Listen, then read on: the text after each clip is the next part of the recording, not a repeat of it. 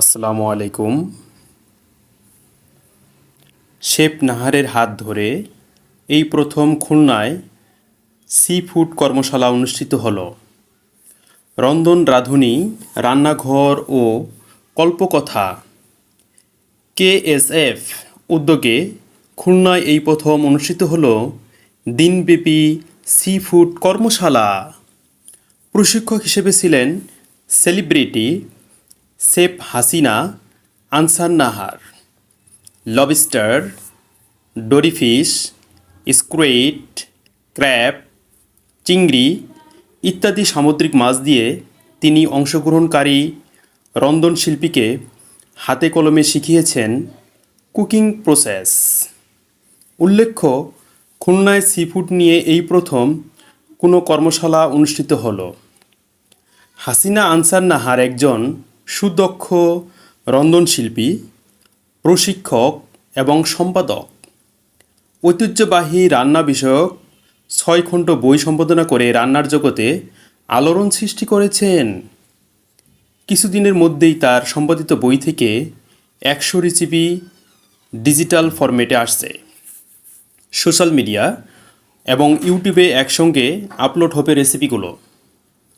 হাসিনা আনসার নাহার বলেন, এই মুহূর্তে আমার ধ্যান জ্ঞান সি ফুড নিয়ে সারা দেশে কাজ করা এবং পুষ্টিগুণ সম্পন্ন বিকল্প খাদ্য হিসেবে সি ফুডকে জনপ্রিয় করা, পাশাপাশি ঐতিহ্যবাহী রান্নার ডিজিটাইজেশন নিয়েও কাজ করছে।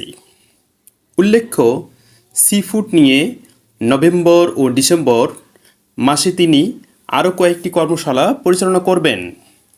রাজশাহী, ঢাকার মিরপুর, সিলেট, নওগাঁ, নারায়ণগঞ্জ, কুমিল্লা ও ময়মনসিংহে।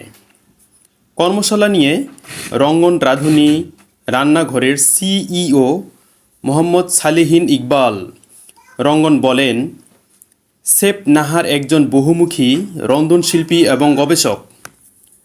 তিনি রান্না নিয়ে প্রতিনিয়ত ভাবেন এবং খুবই আন্তরিক জনবান্ধব একজন মানুষ। তার শিক্ষণ পদ্ধতি প্রত্যেকের হৃদয়কে স্পর্শ করেছে। আমি গোটা বাংলাদেশে হাসিনা আনসার আপুকে নিয়ে সি ফুড এর ওয়ার্কশপ করাতে চাই এবং সব অঞ্চলে উদ্যোক্তা তৈরি করতে চাই। এই প্রথম খুলনায় আমরা শুরু করলাম, এরপর রাজশাহীতে খুব শীঘ্রই ওয়ার্কশপ হবে। রঙ্গন রাঁধুনি রান্নাঘরের খুলনা জোনের প্রেসিডেন্ট ও কল্পকথার স্বত্বাধিকারী সামারিয়া শহীদ বলেন, আমাদের উদ্দেশ্য, আমরা গোটা বাংলাদেশে এই সি ফুড নিয়ে উদ্যোক্তা তৈরি করব। তারই আলোকে আমরা শুরু করলাম খুলনা ডিভিশন দিয়ে। এরপর আমরা গোটা বাংলাদেশে এটা নিয়ে কাজ করব এবং প্রশিক্ষক হিসেবে হাসিনা আনসার আপু থাকবেন। ধন্যবাদ।